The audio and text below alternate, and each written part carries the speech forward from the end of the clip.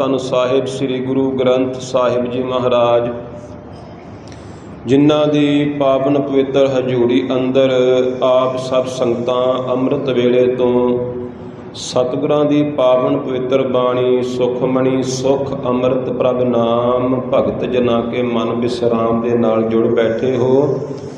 ਸਤਿਗੁਰਾਂ ਦੀ ਬਾਣੀ ਬੜੀ ਹੀ ਪਵਿੱਤਰ ਹੈ, ਉੱਤਮ ਹੈ, ਗਿਆਨ ਦਾਤਾ ਹੈ। ਸਾਨੂੰ ਸਤਿਗੁਰਾਂ ਨੇ ਇਹ ਮਨੁੱਖਾ ਦੇਹੀ ਬਖਸ਼ਿਸ਼ ਕੀਤੀ ਹੈ ਔਰ ਆਪਣੀ ਬਾਣੀ ਬਖਸ਼ਿਸ਼ ਕੀਤੀ ਹੈ ਕਿ ਇਸ ਬਾਣੀ ਨੂੰ ਪੜ੍ਹ ਕੇ ਐ ਜੀਵ ਤੂੰ ਇਸ ਭਵਜਲ ਸੰਸਾਰ ਤੋਂ ਤਰਨਾ ਹੈ। ਕਿਉਂਕਿ ਜਦੋਂ ਸਤਿਗੁਰੂ ਧੰਨ ਧੰਨ ਸਾਹਿਬ ਸ੍ਰੀ ਗੁਰੂ ਨਾਨਕ ਦੇਵ ਜੀ ਮਹਾਰਾਜ ਨੇ ਇਸ ਸੰਸਾਰ ਦੇ ਉੱਪਰ ਅਵਤਾਰ ਧਾਰਨ ਕੀਤਾ ਸੀ ਨਾ, ਤਾਂ ਉਸ ਸਮੇਂ ਦੇ ਜੋ ਬ੍ਰਾਹਮਣ ਸਨ, ਵਿਦਿਆ ਦੇਣ ਵਾਲੇ ਸਨ, ਉਹ ਬੜੇ ਹੀ ਗਲਤ ਤਰੀਕਿਆਂ ਦੇ ਨਾਲ ਲੋਕਾਂ ਨੂੰ ਗੁੰਮਰਾਹ ਕਰਦੇ ਸਨ, ਪਖੰਡਾਂ ਦੇ ਵਿੱਚ ਪਾਉਂਦੇ ਸਨ। ਤਾਂ ਸਤਿਗੁਰੂ ਨਾਨਕ ਦੇਵ ਜੀ ਨੇ ਇਹ ਜੋ ਗੁਰਬਾਣੀ ਹੈ ਇਸ ਦਾ ਉਚਾਰਨ ਕੀਤਾ ਹੈ ਧੰਨ ਧੰਨ ਸਾਹਿਬ ਸ੍ਰੀ ਗੁਰੂ ਗ੍ਰੰਥ ਸਾਹਿਬ ਜੀ ਮਹਾਰਾਜ ਦੇ ਰੂਪ ਵਿੱਚ।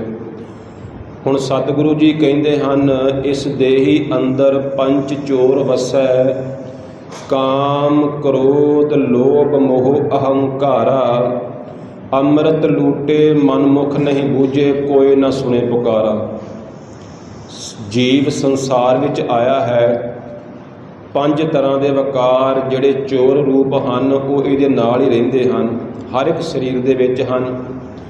ਲੇਕਿਨ ਜਿਹੜੇ ਗੁਰਮੁਖ ਹੁੰਦੇ ਹਨ ਨਾ, ਉਹ ਇਹਨਾਂ ਨੂੰ ਆਪਣੇ ਅਧੀਨ ਕਰਕੇ ਇਸ ਸੰਸਾਰ ਦੀ ਕਾਰ ਨੂੰ ਚਲਾਉਂਦੇ ਹਨ। ਜਿਹੜੇ ਮਨਮੁਖ ਹੁੰਦੇ ਹਨ ਉਹ ਇਹਨਾਂ ਦੇ ਅਧੀਨ ਹੋ ਕੇ ਸਾਰਾ ਵਰਤਾਰਾ ਕਰਦੇ ਹਨ। ਉਸ ਨੂੰ ਪਤਾ ਹੀ ਨਹੀਂ ਲੱਗਦਾ ਕਿ ਕਦੋਂ ਇਹ ਤੇਰਾ ਜੋ ਅੰਮ੍ਰਿਤ ਰੂਪ ਤੂੰ ਗੁਣਾਂ ਦੇ ਕੰਮ ਕਰਦਾ ਹੈ, ਧਰਮ ਦੇ ਕੰਮ ਵੀ ਨਾਲ ਦੀ ਨਾਲ ਕਰੀ ਜਾ ਰਿਹਾ ਹੈ, ਤਾਂ ਉਹ ਸਾਰੇ ਜਿਹੜੇ ਹਨ ਨਾ ਉਹ ਇਹ ਲੁੱਟੀ ਜਾ ਰਹੇ ਹਨ, ਚੋਰੀ ਕਰੀ ਜਾ ਰਹੇ ਹਨ ਤੇਰਾ ਅੰਮ੍ਰਿਤ, ਤੇਰੇ ਸ਼ੁਭ ਗੁਣ। ਸਤਿਗੁਰੂ ਜੀ ਕਹਿੰਦੇ ਮਨਮੁਖ ਨੂੰ ਪਤਾ ਹੀ ਨਹੀਂ ਚੱਲਦਾ। ਹੁਣ ਮਨਮੁਖ ਕਿਹੜਾ ਹੈ? ਜਿਹੜਾ ਆਪਣੇ ਮਨ ਦੇ ਮਗਰ ਲੱਗ ਕੇ ਧਰਮ ਦੇ ਕਰਮ ਕਰਦਾ ਹੈ ਜਾਂ ਇਹਨਾਂ ਵਿਕਾਰਾਂ ਦੇ ਵਿੱਚ ਗਰਸਿਆ ਹੋਇਆ ਹੈ। ਜਿਸ ਨੇ ਗੁਰੂ ਦੀ ਸ਼ਰਨ ਲੈ ਲਈ, ਗੁਰੂ ਦੀ ਬਾਣੀ ਨੂੰ ਸੁਣ ਲਿਆ ਕਿ ਮੈਂ ਧਰਮ ਦੇ ਕਰਮ ਜਿਹੜੇ ਕਿਸ ਤਰ੍ਹਾਂ ਕਰਨੇ ਹਨ ਔਰ ਇਹਨਾਂ ਤੋਂ ਬਚਣਾ ਕਿਸ ਤਰ੍ਹਾਂ ਹੈ, ਗੁਰੂ ਦੀ ਬਾਣੀ ਨੂੰ ਪੜ੍ਹਿਆ ਅਤੇ ਫਿਰ ਸਮਝਿਆ, ਫਿਰ ਆਪਣੇ ਜੀਵਨ ਦਾ ਨਿਰਵਾਹ ਕੀਤਾ, ਉਹ ਗੁਰਮੁਖ ਹਨ। ਅਤੇ ਜਿਨ੍ਹਾਂ ਨੇ ਇਸ ਤਰੀਕੇ ਨਾਲ ਨਹੀਂ ਕੀਤਾ ਮਨਮੁਖ ਹਨ। ਤੋ ਆਪਾਂ ਇਹ ਕਹੀਏ ਸਤਿਗੁਰੂ ਜੀ ਅਸੀਂ ਤਾਂ ਪਾਠ ਵੀ ਕਰਦੇ ਹਾਂ, ਵੇਦਾਂ ਦੀ ਵਿਚਾਰ ਵੀ ਕਰਦੇ ਹਾਂ, ਬੜੇ ਤਰ੍ਹਾਂ ਦੇ ਸਾਧਨ ਵੀ ਕਰਦੇ ਹਾਂ, ਜੇ ਫਿਰ ਵੀ ਨਹੀਂ ਇਹਨਾਂ ਪੰਚਾਂ ਤੋਂ ਬਚਿਆ ਜਾਂਦਾ ਤਾਂ ਫਿਰ ਫਾਇਦਾ ਕੀ ਹੈ?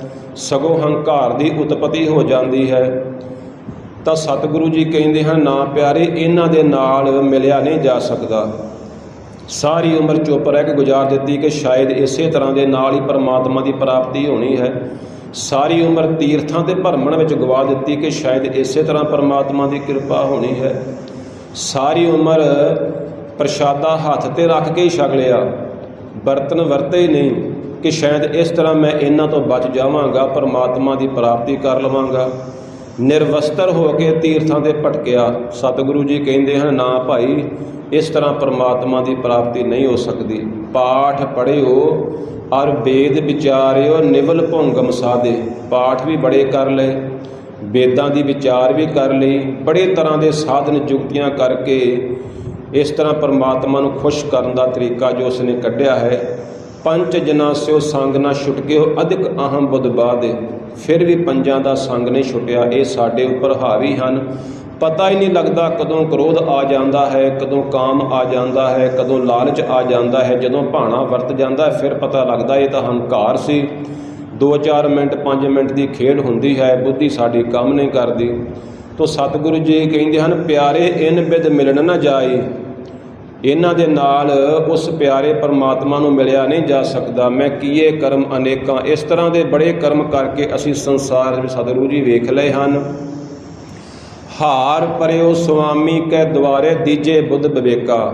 ਹੁਣ ਹਾਰ ਕੇ ਗੁਰੂ ਦੇ ਚਰਨਾਂ ਦੇ ਨਾਲ ਢਹਿ ਪਿਆ। ਸਤਿਗੁਰੂ ਜੀ ਮੈਨੂੰ ਬੁੱਧ ਵਿਵੇਕਾ ਜਿਹੜੀ ਹੈ ਨਾ, ਚੰਗੀ ਵਿਧ ਵਾਲੀ ਬੁੱਧੀ ਉਹ ਬਖਸ਼ਿਸ਼ ਕਰੋ ਕਿ ਮੈਂ ਕਰਾਂ ਕੀ। ਕਿਉਂਕਿ ਮੋਨ ਭਇਓ ਕਰਪਾਤੀ ਰਹਿਓ, ਨਗਨ ਫਿਰਿਓ ਬਨ ਮਾਹੀ।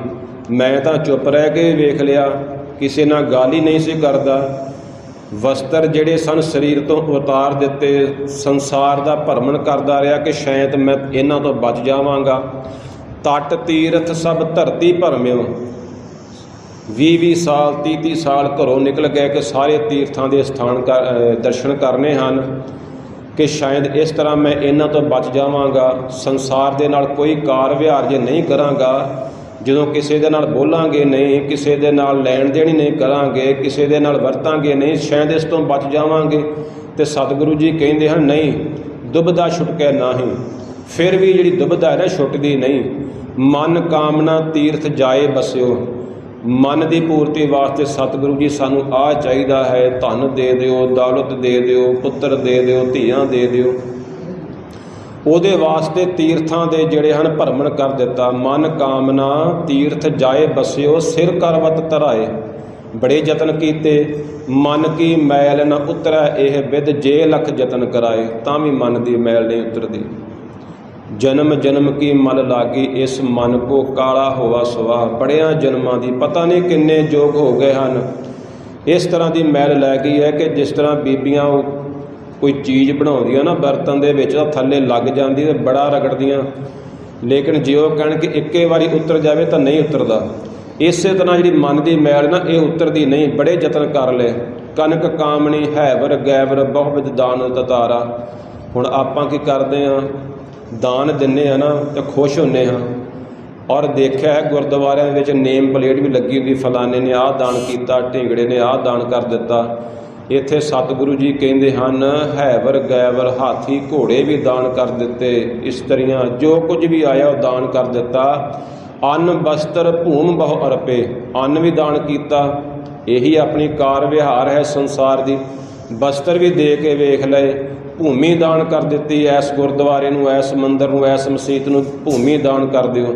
ਪਰ ਸਤਿਗੁਰੂ ਜੀ ਕਹਿੰਦੇ ਹਨ ਨਹਿ ਮਿਲੀਐ ਹਰ ਦੁਆਰਾ।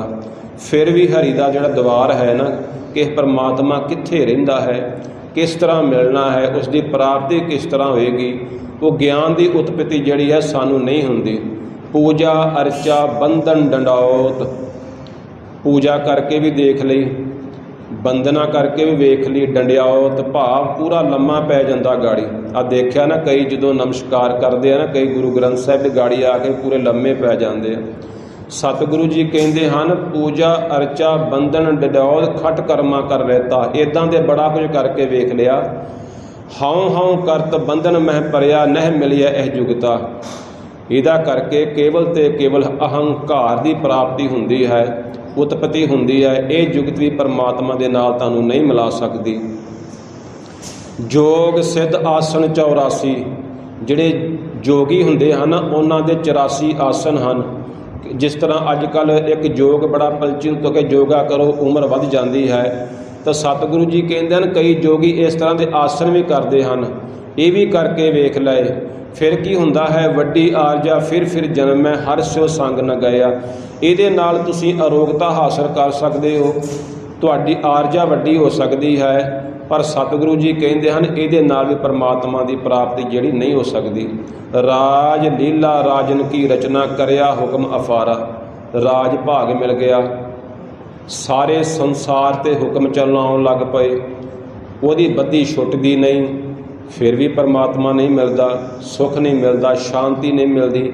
ਸੇਜ ਸੋਹਣੀ ਚੰਦਨ ਚੋਵਾ, ਸੁੰਦਰ ਸੇਜ ਮਿਲ ਗਈ ਮਖਮਲੀ ਗੱਦਿਆਂ ਵਾਲੀ, ਅਤੇ ਜਿਹੜਾ ਅਤਰ ਹੈ ਸਰੀਰ 'ਤੇ ਛਿੜਕਣ ਲੱਗ ਪਏ। ਅਤੇ ਸਤਿਗੁਰੂ ਜੀ ਕਹਿੰਦੇ ਨਰਕ ਘੋਰ ਕਾ ਦੁਆਰਾ। ਇਹ ਤਾਂ ਘੋਰ ਨਰਕ ਦਾ ਦੁਆਰ ਹੈ, ਤੁਹਾਨੂੰ ਨਰਕਾਂ ਵਿੱਚ ਖੜਨ ਵਾਲਾ ਹੈ। ਹਰ ਕੀਰਤ ਸਾਧ ਸੰਗਤ ਹੈ, ਸਿਰ ਕਰਮਣ ਕੇ ਕਰਮਾ। ਫਿਰ ਸਤਿਗੁਰੂ ਜੀ ਕਰੀਏ ਕੀ, ਹੋਣਾ ਕੀ ਚਾਹੀਦਾ ਹੈ, ਪਰਮਾਤਮਾ ਦੀ ਕੀਰਤ, ਪਰਮਾਤਮਾ ਦੇ ਗੁਣਾਂ ਨੂੰ ਗਾਉਣਾ ਹੈ। ਸਾਧ ਸੰਗਤ ਦੇ ਵਿੱਚ, ਸਾਧੂਆਂ ਦੀ ਸੰਗਤ ਨਾਲ ਮਿਲ ਕੇ ਉਹਦੇ ਗੁਣਾਂ ਨੂੰ ਗਾਉਣਾ ਕਰੋ। ਇਹੀ ਤੁਹਾਡੇ ਜਿੰਨੇ ਕਰਮ ਹਨ ਉਹਨਾਂ ਸਾਰਿਆਂ ਉੱਤੇ ਸ੍ਰੇਸ਼ਟ ਹਨ। ਉਹ ਆਪਾਂ ਨੂੰ ਦੱਸਣਗੇ ਜਿਨ੍ਹਾਂ ਨੇ ਪਰਮਾਤਮਾ ਦੀ ਪ੍ਰਾਪਤੀ ਕਰ ਲਈ, ਜਿਨ੍ਹਾਂ ਦੇ ਹਿਰਦੇ ਦੇ ਵਿੱਚ ਸਤਿਗੁਰੂ ਆਪ ਵਸਦਾ ਹੈ। ਉਹਨਾਂ ਨੂੰ ਪੁੱਛੋ ਕਿ ਕਰਨਾ ਕੀ ਹੈ। ਉਹਨਾਂ ਦੇ ਸੰਗ ਰਹਿ ਕੇ ਪ੍ਰਭੂ ਨੂੰ ਗਾਉਣਾ ਹੈ, ਉਹਦੇ ਗੁਣਾਂ ਨੂੰ ਗਾਉਣਾ ਹੈ। ਉਹ ਗੁਣ ਤੁਹਾਡੇ ਅੰਦਰ ਫਿਰ ਧਾਰਨ ਹੋਣਗੇ। ਕਹੋ ਨਾਨਕ ਤੁਸ ਭਇਓ ਪ੍ਰਾਪ, ਜਿਸ ਪੁਰਬ ਲਿਖੇ ਕਾ ਲੈਣਾ। ਪਰ ਸਤਿਗੁਰੂ ਜੀ ਕਹਿੰਦੇ ਹਨ ਇਹ ਬਹੁਤਿਆਂ ਦੇ ਹਿੱਸੇ ਨਹੀਂ ਆਉਂਦੀ। ਸਾਰਾ ਸੰਸਾਰ ਇਹਨਾਂ ਯਤਨਾਂ ਵਿੱਚ ਆਉਂਦਾ ਹੈ ਤੇ ਖੱਚਤ ਹੋ ਕੇ ਚਲਾ ਜਾਂਦਾ ਹੈ। ਤੇ ਫਿਰ ਕਰਦਾ ਕੌਣ ਹੈ? ਸਾਧੂਆਂ ਦੀ ਸੰਗਤ ਕੌਣ ਕਰਦਾ ਹੈ? ਉਹਦੇ ਕੀਰਤੀ ਨੂੰ ਕੌਣ ਗਾਉਂਦਾ ਹੈ? ਤਿਸ ਭਇਓ ਪ੍ਰਾਪਤ ਜਿਸ ਪੁਰਬ ਲਿਖੇ ਕਾ ਲੈਣਾ, ਜਿਹਦੇ ਮੱਥੇ ਦੇ ਉੱਤੇ ਸਤਿਗੁਰੂ ਨੇ ਪਿਛਲੇ ਕਰਮਾਂ ਦੇ ਲੇਖ ਲਿਖੇ ਹਨ। ਪੂਰਬ ਕਰਮ ਅੰਕੁਰ ਜਬ ਪ੍ਰਗਟਿਓ, ਭੇਟਿਓ ਪੁਰਖ ਰਸਕ ਬੈਰਾਗੀ, ਮਿਟਤ ਅੰਧੇਰ ਮਿਲਤ ਹਰ ਨਾਨਕ, ਜਨਮ ਜਨਮ ਕੀ ਸੋਈ ਜਾਗੀ। ਫਿਰ ਜਾ ਕੇ ਸਤਿਗੁਰਾਂ ਦੇ ਨਾਲ ਪਰਮਾਤਮਾ ਦੇ ਨਾਲ ਮੇਲ ਹੁੰਦਾ ਹੈ। ਹੁਣ ਬੇਨਤੀ ਕੀ ਹੈ? ਸਤਿਗੁਰੂ ਨਾਨਕ ਦੇਵ ਜੀ ਕਹਿੰਦੇ ਹਨ, ਤੇਰੋ ਸੇਵਕ ਇਹ ਰੰਗ ਮਾਤਾ। ਜਿਹੜੇ ਤੇਰੇ ਸੇਵਕ ਹਨ ਨਾ, ਉਹ ਇਸ ਤਰ੍ਹਾਂ ਦੇ ਰੰਗਾਂ ਵਿੱਚ ਰੰਗੇ ਰਹਿੰਦੇ ਹਨ, ਕੇਵਲ ਤੇਰਾ ਹੀ ਨਾਮ ਜਪਦੇ ਹਨ। ਉਹ ਇਹਨਾਂ ਕਰਮਾਂ ਦੇ ਵਿੱਚ ਨਹੀਂ ਪੈਂਦੇ, ਰਾਤ ਦਿਨ ਸਦਾ ਤੇਰਾ ਸਿਮਰਨ ਕਰਦੇ ਹਨ। ਭਇਓ ਕਿਰਪਾਲ ਦੀਨ ਦੁਖ ਭੰਜਨ, ਹਰ ਹਰ ਕੀਰਤਨ ਇਹੋ ਮਨ ਰਾਤਾ। ਹੇ ਦਿਆਲੂ ਕਿਰਪਾਲੂ ਸੁਭਾਅ ਵਾਲੇ ਸਤਿਗੁਰੂ ਜੀ, ਦੁਨੀਆ ਦੇ ਦੁੱਖ ਦੂਰ ਕਰਨ ਵਾਲੇ ਸਤਿਗੁਰੂ ਜੀ, ਕਿਰਪਾ ਕਰੋ ਕਿ ਅਸੀਂ ਆਪ ਜੀ ਦੇ ਨਾਮ ਸਿਮਰਨ ਵਿੱਚ ਰਾਤ ਦਿਨ ਰੰਗੇ ਰਹੀਏ, ਆਪ ਦਾ ਭਜਨ ਸਿਮਰਨ ਬੰਦਗੀ ਕਰਦੇ ਰਹੀਏ। ਸੋ ਸਤਿਗੁਰਾਂ ਦਾ ਕੋਟਾਨ ਕੋਟ ਧੰਨਵਾਦ। ਸਾਹਿਬ ਸ੍ਰੀ ਗੁਰੂ ਗ੍ਰੰਥ ਸਾਹਿਬ ਜੀ ਮਹਾਰਾਜ ਜੀ ਦਾ, ਜਿਨ੍ਹਾਂ ਨੇ ਇਹ ਪਾਵਨ ਪਵਿੱਤਰ ਗਿਆਨ ਬਖਸ਼ਿਸ਼ ਕੀਤਾ ਹੈ। ਸੋ ਆਈਆਂ ਸੰਗਤਾਂ ਦਾ ਧੰਨਵਾਦ। ਸਤਿਗੁਰੂ ਕਿਰਪਾ ਕਰਨ, ਆਪ ਸਭ ਦੀਆਂ ਹਾਜ਼ਰੀਆਂ ਆਪਣੇ ਚਰਨਾਂ ਵਿੱਚ ਕਬੂਲ ਕਰਨ, ਆਪ ਜੀ ਨੂੰ ਦਰੋਂ ਘਰੋਂ ਨਾਮ ਦੀ ਦਾਤ ਗੁਰਸਿੱਖੀ ਜੀਵਨ ਬਖਸ਼ਿਸ਼ ਕਰਨ ਜੀ। ਸਾਰੀਆਂ ਸੰਗਤਾਂ ਦਾ ਧੰਨਵਾਦ। ਹੁਣ ਕੜਾਹ ਪ੍ਰਸ਼ਾਦ ਦੀ ਦੇਗ ਵਰਤਾਈ ਜਾਣੀ ਹੈ। ਉਪਰੰਤ ਗੁਰੂ ਕੇ ਲੰਗਰਾਂ ਵਿੱਚ ਚਾਹ ਦੇ ਲੰਗਰ ਤਿਆਰ ਹਨ, ਸਾਰੀਆਂ ਸੰਗਤਾਂ ਨੇ ਛਕ ਕੇ ਜਾਣਾ ਹੈ ਜੀ। ਵਾਹਿਗੁਰੂ ਜੀ ਕਾ ਖਾਲਸਾ, ਵਾਹਿਗੁਰੂ ਜੀ ਕੀ ਫਤਿਹ।